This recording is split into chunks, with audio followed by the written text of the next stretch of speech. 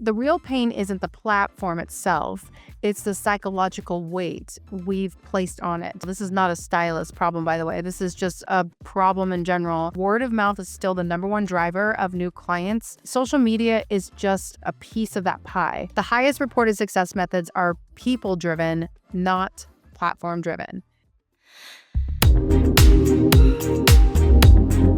Before we jump into today's episode, I want to share an important lesson that became clear to me running my own business.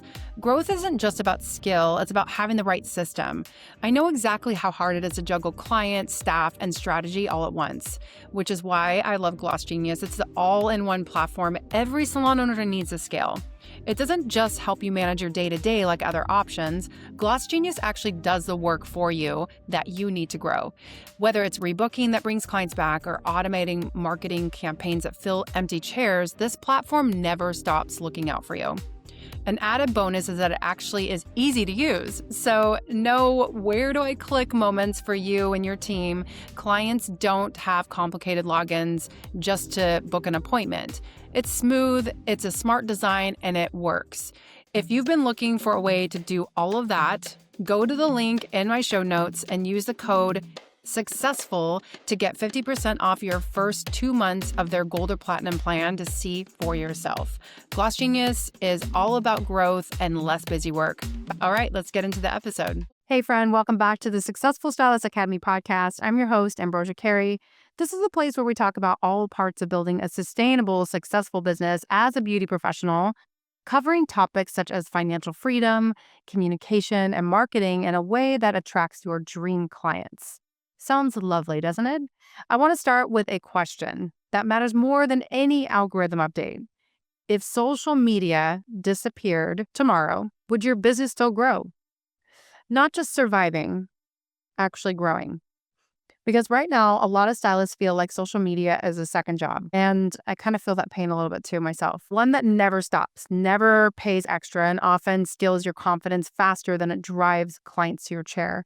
And you're not imagining that. Stylists literally describe it in a way that is overwhelming, exhausting, anxiety-provoking, and heavy. But the real pain isn't the platform itself, it's the psychological weight we've placed on it. Today, we're going to unpack the real psychology behind why social media feels so heavy, looking at what fully booked stylists actually say works for marketing and giving you a step-by-step system that works in 2026 or without constant posting. And I obviously want to just attribute to this that even though I've been playing the social media game for over a decade, I also find myself feeling overwhelmed. And it's not just, I think it's just all the noise on the platform itself. And it is hard not to get in the comparison game or to think who is going to see this. So I just want to call attention to that and recognize that I am one of you. I talk to a lot of you inside of the SSA lab. I talk to you on, just one-on-one. And I realize that this is like one of the most common pain points that we're all sharing. But I think we're also seeing proof that social media is not really yielding the results that most of us are looking for. And the gurus, quote unquote, or the people that are on social media that are claiming that it is still the number one marketing tool is actually starting to get a little debunked. And it might be true for them because they're spending all of their time on it. But for a majority of us who are trying to run a business, a majority of us who are actually serving clients behind the chair, we're finding more and more that that's actually not really the case. So when I speak about psychology, by the way, obviously I'm not a psychologist, even though we try to be or pretend to be behind the chair, but I'm like pulling real stats that I'm seeing online. And this is also coming up in forums. And honestly, I have a lot of psychologists that sit in my chair at my salon. And I like to pick their brain. I like to ask them questions. I like to hear feedback from them. And some of this is just real lived experience. So just kind of peer to peer, I'm having a conversation about this because I want to strip away the layers of the uncomfortability. And I also want to talk about the reality and the strength in putting a stronger strategy behind your marketing message and behind how you're attracting your clients and why you want to attract them to begin with. So let's go into the psychology side of it just really quick, because I think this kind of helps us like rewind some of our belief systems that are built around like actually posting on social media and what the purpose is in general. And then maybe it helps kind of free up some other, giving ourselves permission, or I know that's way overused, but giving ourselves permission is a really big thing because it's really easy for us to think that things have to happen linear, but they really don't. And the way that we do our jobs, as you know, is non-linear at all because months fluctuate, weeks fluctuate, and the way we give our energy can also fluctuate. Some weeks we can have a lot of energy, even some days we can have a lot of energy, while other days we can just feel super emotionally depleted, but we still have to show up consistently for our clients. And that's hard.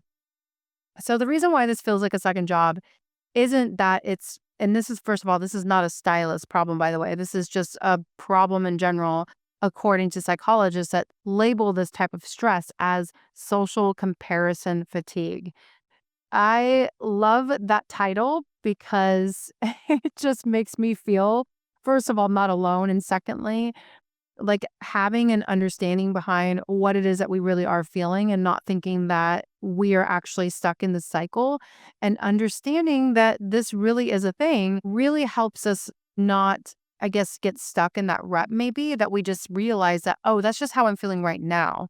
It's not like a forever thing. So when you're scrolling other stylists and you're looking over the comparison game and you're comparing yourself to all of the many likes or the comments that they're getting or whatever it is that you're looking at that you're comparing to yourself, your brain is automatically comparing, even if you don't want it to, that triggers self-doubt.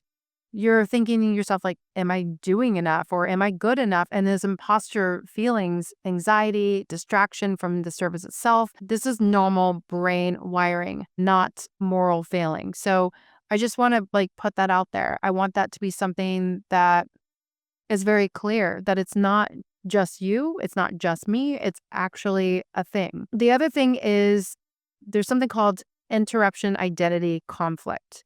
So most stylists see themselves as service creators. Artists focus on client transformations, not media producers necessarily. And a lot of us are trying to play the game of it, but when your boss, like if you have a boss or your salon owner or whatever, if your own fear is being pushed that you have to create content or you have to be a content machine, your identity starts to fracture. Am I a stylist or am I a social media content creator or am I just here to market your business for you?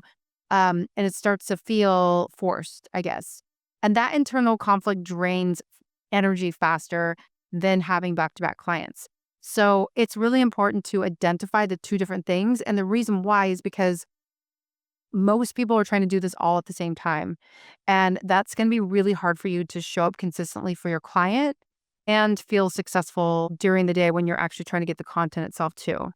So what fully booked stylists are saying actually works for them, and these stats are from the field, here's where the data actually kind of helps us out a little bit. And this is coming from experienced stylists, and this lines up with multiple social media research points that the top reported marketing success drivers, aggregated stylist reports, and informal community polling, that number one was from client referrals. So 62% is coming from client referrals. So that has nothing to do with social media. So the most fully booked stylists that say word of mouth is still the number one driver of new clients is alive and well. And I am one of them, by the way.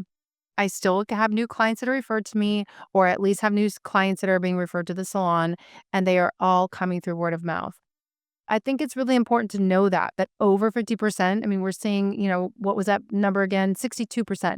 62%, that's a good amount for today's day and age. Like, it's really easy for us when we're like scrolling and we're hearing from these like, I don't know, gurus, or I don't know what to call them, like social media, um, not influencers, but educators, I guess, who are saying like, oh yeah, you need to do all of social media.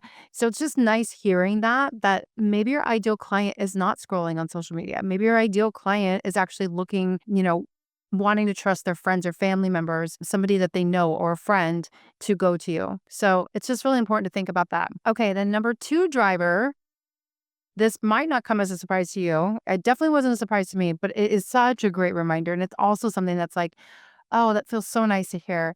So the number two thing is Google reviews and search presence. So just being able to be research in general, that's 44% of the makeup. So stylists who are easy to find in Google and have a review they get more ready to book clients. And I think it's important to know that when a client is going on Google and they're actually searching for a salon, the likelihood that they are ready to book something is much higher than them going on social media. Because keep in mind that most people are on social media for mostly discovery or entertainment, or maybe they're just looking for something, but they're kind of like more or less doing some research. They're not really actually ready to purchase or buy or click the booking link. And when I say purchase or buy, very different from like e-commerce purchases where they're actually getting influenced to purchase something where they just click a tab.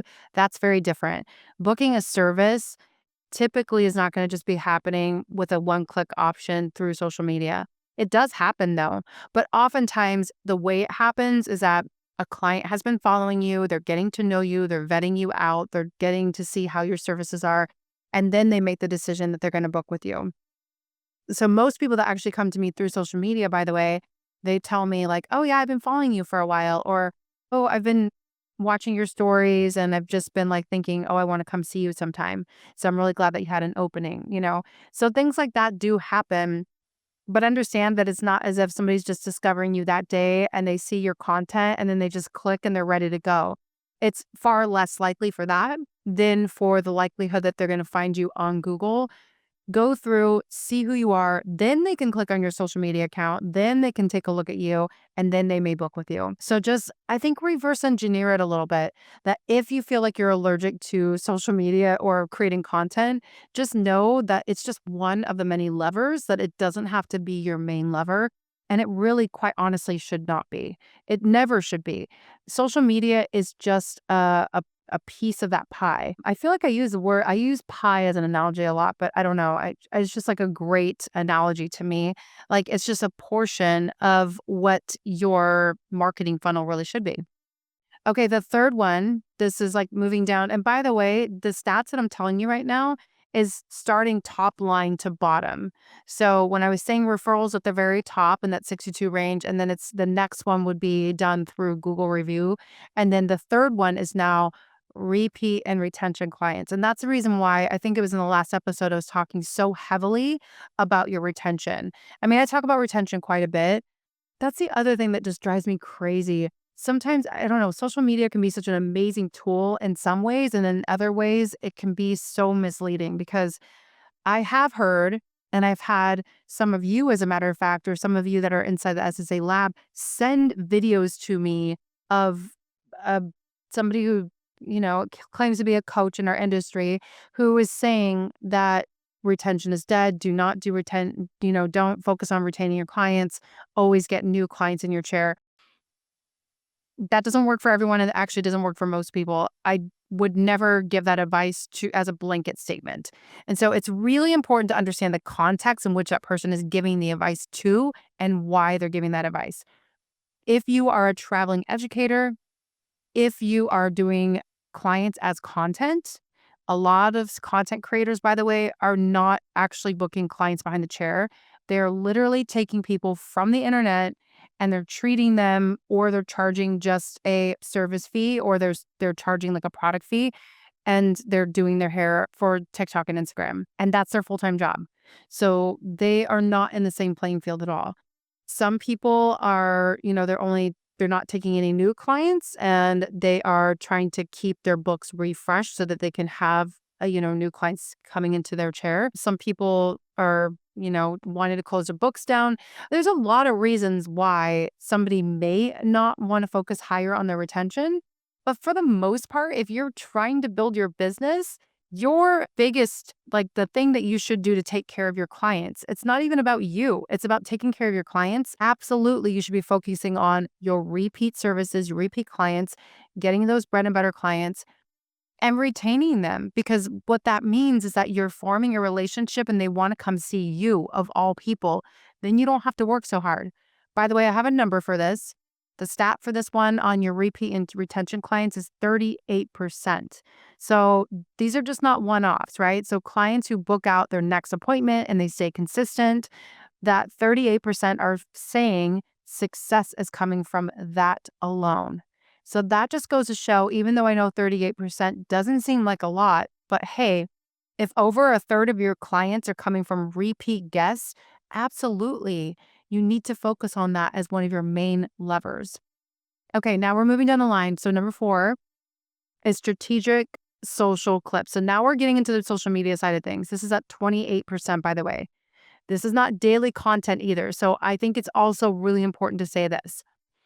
If you have clarity behind your messaging and if you're actually doing your posts for a very specific reason and you have one call to action in there and it's very clear and you're speaking to your client and you're not talking formulas because that's for stylists, clients don't need to know that. If you talk about the process or the timing, if you show before and after pictures. As a matter of fact, I just had a call with Meta last week and what a cool privilege. Like I was so happy that they reached out to me and they said that they wanted to, pick my brain and they wanted to talk with me about a couple features. And I had the ability to ask a bunch of questions and I want to actually do a full episode on that in our next time. So our next episode will go into all of the stuff that she told me. I took lots of notes and I've been just kind of rearranging some things and mapping out what I want to do for the future.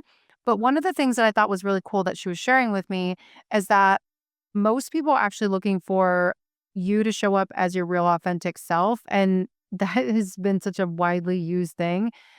But she got into specifics with me. She said, when you're actually talking to the camera and you are making a connection with your audience, that is going to be more valuable typically than just showing like a before and after result. And she said, if you put your own personality on it and you show before and after results too, she said, just make sure that you're putting a part of yourself in it.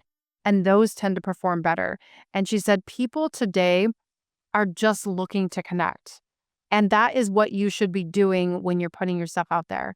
So when you are marketing yourself and you're spending your time doing that, one of the biggest pieces of advice I give to stylists is if you have an account that is specifically for attracting your clients for your business, make sure that that account, you're only following local people, you're only following your clients, you're following your ideal clients, you're following local businesses, and you're making yourself a big fish in your small pond. If you want to follow other hairstylists, have a burn account. Have a different account where you're actually following other hairstylists, and that is your time to socialize from peer to peer. But don't have it all in one space because then it helps you get super laser focused on the type of content that you are creating. And what's most important is that you're actually attracting people and the likelihood of being seen is much higher if you're actually posting and you're following everyone in your specific area. And by the way, SEO, search engine optimization, having keywords that are specific to your area is going to also be very valuable, which is why I'm advising you that if you have an account that you're specifically trying to attract clients, make sure that you're putting that in your copy with every single post. So having that clarity is super important, having only one single call to action and knowing what the purpose of the post is and who you're talking to is super valuable. The fifth thing that's going to be really important for driving and keeping those clients in your chair is collaborative exposure. This is like a 15% split with audiences with other professionals such as clothing stylists or makeup artists or photographers without having the pressure of dealing with the algorithm, right? But what's cool about doing that is obviously you have collaborative posts that you can share. So then you're pulling your audience you have a wider net that you can cast.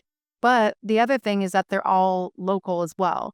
So getting your local peers or friends together where you're all trying to support one another, this is a really great use of your time where if you were to block yourself out for 4 hours on a day off or something like that, or if you have like a big gap in a day and you just block yourself out, inviting a photographer or a makeup artist or someone where you can actually work together side by side, have a model come in and just try to bang out a bunch of content. That's a really great way to utilize your time. And it's so fun. It actually gets those creative juices sparked. It gets you excited. Maybe you get referrals through that makeup artist or photographer. It's such a great use of time. And also, it's just like sometimes it's not always about optimizing things, right? It is the slow trickle down that happens. That's the reason why it was only at 15% because it is a small piece of it. But keep in mind, it wasn't that much lower than your social media content. So hopefully that just makes you feel a little bit more at ease knowing that social media doesn't need to be that big of a deal. We don't have to put so much pressure on ourselves to perform. And we just want to make sure we're adding value and that we're helping our clients with their next steps, that we're educating them, that we're showing up in a way that we're just able to showcase ourselves, our likes, who we are as a person, what we like doing, what lights us up behind the chair, what gets us excited, why did we get into the industry to begin with, who are our favorite clients, did we get a review, or are we excited about it? So I just thought of this kind of fun idea. I've never seen anybody do this, but I would love to see this, where a stylist stands with like the little microphone and they're getting recorded and they start reading out a Google review out loud and then they just make a reel out of it. And I just think it would be fun to see that because you would see the joy in them and you would see the gratitude that they're giving.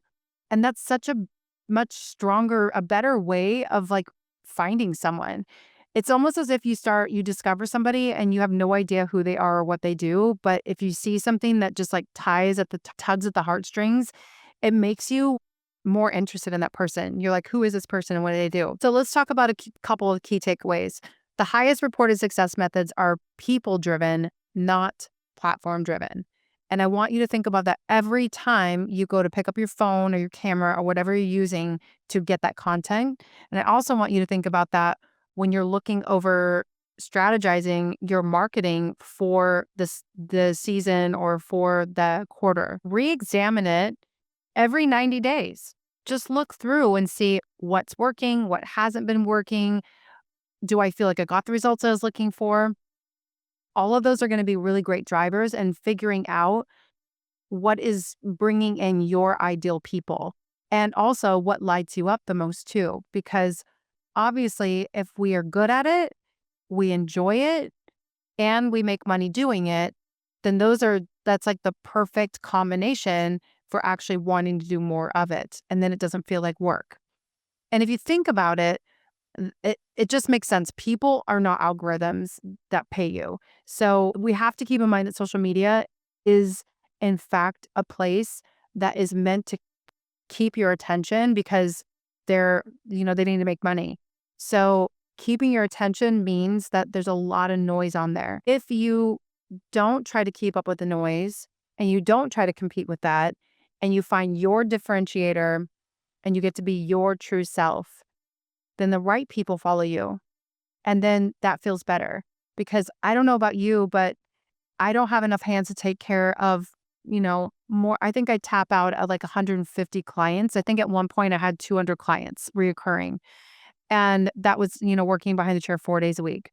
So like if you had 200 followers, let's say, and they were all your clients, wouldn't you rather have that than have 20,000 followers and not a single one of them was one of your clients? You get what I'm saying? Because then it gets you stuck in this pressure to perform, to keep up with it in order to keep those followers. And that is actually something I hear quite often from a lot of my friends who are a lot more active on social media than I am. The pressure to perform and to keep up and to maintain that high level of insights is hard. It's a lot of pressure because when you see that high number, it gets addictive and you want to keep it going. So instead of just focusing on the numbers, focus on the outcome. So this is how we're going to reframe social media from job to a tool. Most stylists get stuck because they treat social media like it's supposed to feed their business independently. But what's wrong mentally is that this model is they need to have a better perspective. So social media is a distribution channel, right? It's one of many, not the engine of your business. Let's make that clear with an analogy. Your business is like a car engine. Social media is the GPS. If the engine isn't tuned, your GPS won't get you anywhere, right? And most stylists are trying to drive without an engine tuned up. I don't know if tuned is the right word, but like, let's just say your car doesn't have gas. Maybe that's a better analogy, but whatever. Regardless, sometimes I hit analogies really well and sometimes I don't. That probably wasn't my strongest, but regardless, just understand that you are the car in this scenario and that the GPS might be the algorithm, but it's not going to serve you at all if you don't know where you're going or if you have a broken car. So for the first shift that you need to have mentally is to stop asking, how many times should I post? Because that is literally the number one question that people ask. Start asking, how does this post move someone from I see them to I book them? That's the thing I want you to start thinking about in the future. And then the new marketing reality. This is a 7-step system that is going to help you.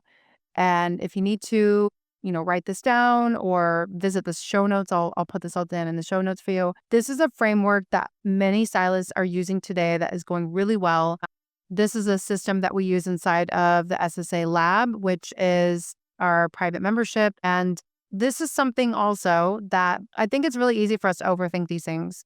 And sometimes if we can break it down in these simple terms and then we fill it in with the details, that's where the magic starts to happen.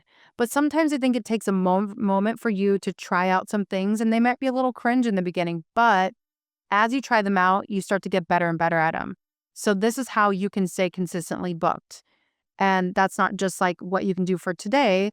This is just something that you don't have to be focused on being influencer level and having those high posting requirements that you place on yourself. So step 1 is build a discovery engine that doesn't depend on likes. This is where Google and word of mouth can win, right? So do these 3 things weekly. Update your Google business profile photos, answer reviews, and add an FAQ responses. Post service examples with keywords. That would be what humans are actually searching, not what we as hairstylists are going to actually be putting in. So we don't want our jargon. We literally want to use the keywords that our clients would be using. A really great way of doing that is by asking our clients, right? Or we may just know some common words that might be used, but we just want to at least make sure that we're putting in those right keywords. So we don't want keywords that Instagram's going to push because most clients search for balayage near me or best colorist in X city, Portland, hair extension specialist in Tigard. And Google drives higher intent bookings than TikTok likes do. So just keep that in mind. Okay, so there's step 1. Step 2 is to clarify one booking path, pick one conversion goal. I kind of mentioned that a little bit before, but we're going to go a little bit more into it now. So this would be something as easy as like book now or message me for a consult or apply for a specialized service if someone has to guess your pricing or service path. You just don't want to add friction. We talked a lot about friction in our last episode. We want to get rid of any parts of friction because we want it to make a seamless booking option for our clients. That way, when they actually are ready to book with you, they don't have to go through a funnel of clicking through 3 different things, right? So remove those barriers. Don't add them for engagement. All right, step 3, strategic content batching. So this is kind of what I was mentioning before, where you can actually have, instead of like living on social media, batch twice a week. Those can be 45-minute segments. That can be, if you want to do like a photo shoot, you can book out a couple of hours. But basically, if you take 45 minutes on like a Monday, let's say, you do 2 transformation clips, 3 carousel posts, and then 1 story. That can be like a client tip or behind the scenes insight. And then every piece of content must serve one of 3 outcomes. So those would be either demand, trust, or conversion. If it doesn't serve one, it's noise. So just keep that in your mind when you're doing it. And when I say the content batching, you're going to create all of the content for this. You're not going to be literally posting them. And then when you create the content, then have another day where you're setting up your posts ahead of time and keeping them in your drafts, and then setting up to schedule those posts, right? Okay, next step, step 4. Now you need a referral and a review system. So that way your clients are your best marketers. And this is such a great way, a key way for clients to be able to brag about you and to talk about you and to share how much they love you with their friends and their family and all that good stuff. The thing is that our clients don't know how booked we are. Our clients don't know if we're taking new new clients or not. They're not thinking about that. So we literally have to ask them or let them know. So I have a little script, obviously plug this into ChatGPT or whatever is going to help you with this, or write out a couple of options, but this would be just an example of many. So if you say, if you enjoyed this, would you be open to leaving a quick review? It helps people find me who actually are ready to book. So if a client is sitting in the chair and just saying like, oh my God, I love my hair, then you could say like, thank you so much. That means the world to me. Like, can I ask for you to leave a review and just share your experience? That would go miles. And they will say yes. They may forget to do it, but that's when you follow through and send that review to the review link, and just thank them for their time and let them know how much you loved having them in your chair. So that's a really great way to follow through with those clients. But most people want to see us win. And most people want to help us if we just ask for it, right? While we're on that topic, there's a couple of texts that you could probably get yourself in the habit of automating. So I mentioned the review link by text, right? So after you have seen your client within that 24-hour cycle, send them out that text after checkout and just thank them for their time. Have it be warm, have it be polite, have it be personal, and then send the link with it, the Google review link. And then you wanted to have like a how did we do message. So that can be anywhere between 24 and 48 hours. That is where you're going to send it later on. And that can also have your review link in there as well. But this is where your review can move into search results and show social proof without you having to dance on camera every day. Like, oh my God, it would be the worst thing ever. I would never want to do that. So here is a way that you can actually send out those text messages in a way that doesn't feel like you're spamming your clients. And this is just something that you can get yourself in the habit of doing. Send a review link by text immediately after checkout, right away. Obviously, you can set this up in automation style, but then you want to also make sure that you have something that comes 24 to 48 hours later. And that is like a how did we do? Or that can also have your review link in there. And it can just be like one little added thing in there, maybe. This is just a nice way to remind somebody, because keep in mind, when most clients leave our chair, they're on their way to someplace else. Their brain has left the building and they're getting ready for their evening or the rest of their day. So sending a follow-up one shortly after, it's just like a polite nudge. And it's a way to get somebody to like, oh yeah, that's right. I need to make sure I do that. So just having that one little nudge can make a really big difference. And I didn't pull the stats on this one, but I know for a fact, just based on my own experience, that it works really well. So try that out. Okay, step 5, text and email funnel to your clients. This part is game changing, and almost every busy stylist overlooks it. So you really want to focus on rebooking those appointments before they leave, confirm with an automated text, and then follow up at the 2-day mark, and then a reminder at the maintenance window, which is usually that 6-week marker, and then a quarterly VIP reopenings. This makes your schedule predictable instead of it being algorithm predictive. And then obviously your clients get used to that cycle too. And we all know that once you start booking more consistently too, and you pre-book your clients, eventually the rest of them will just get on board. Either that or you're not a good fit, right? So some clients just don't like to rebook. And when they start to see that your books are so full, and when they try to actually get into when they want to, and they see like you're fully booked out, then you might actually get a message like, hey, I'm trying to make an appointment and I don't see anything open. Do you have anything?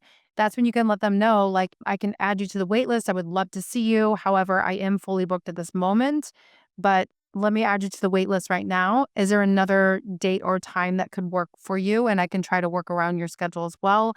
Otherwise, happy to add you to the wait list. So that's something where you're kind of in a way training your clients, but you're also creating like a repeatable pattern for yourself too, which is really important. And that helps you conserve your own energy. I think a lot of hairstylists, including myself, it's boundaries are hard. It's hard to create boundaries, and we have a lot of empathy and we know our clients. And then it's really easy for us to give ourselves permission. Like, I'll just go ahead and squeeze her in the spot. Or, well, I mean, I'm not really doing anything that day. I guess I can come in on that day too, and I can just take care of her. And then I can just fill up more clients if they want to come in.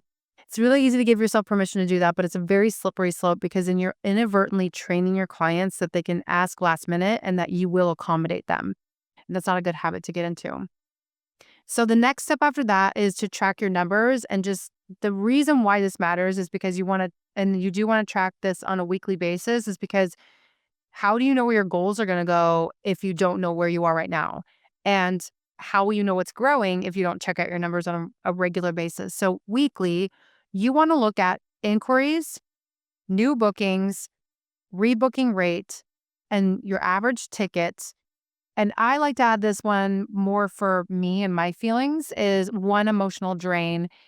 If you don't measure stress, you won't know the results and you'll default to panic posting.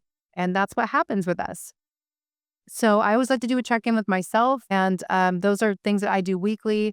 You can write it in a journal if you want to. You can keep it on your phone if you want to. You can have it on a spreadsheet if you need to, if it's cleaner and easier that way. But just have it written down somewhere so that way you can kind of compare week to week and see what repetitive things you see coming up, or maybe things that you're avoiding too. And then we're going to get into the next step, which is step 7. This is your mindset shift. So I really want you to focus on competence over comparison.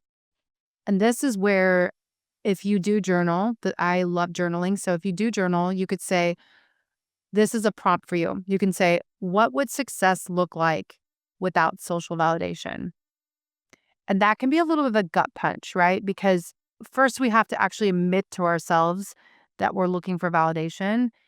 And secondly, we have to strip ourselves from it and find out, well, what is it that I am okay with achieving and not wanting to look at the results. If you have a hard time with likes, for instance, then turn off the option on your posts, or just make a habit to not look at that maybe. But it's really important that you are serving your clients and that you are providing people with a service that you're passionate about. So this separates confidence from likes, and confidence is what makes clients trust you.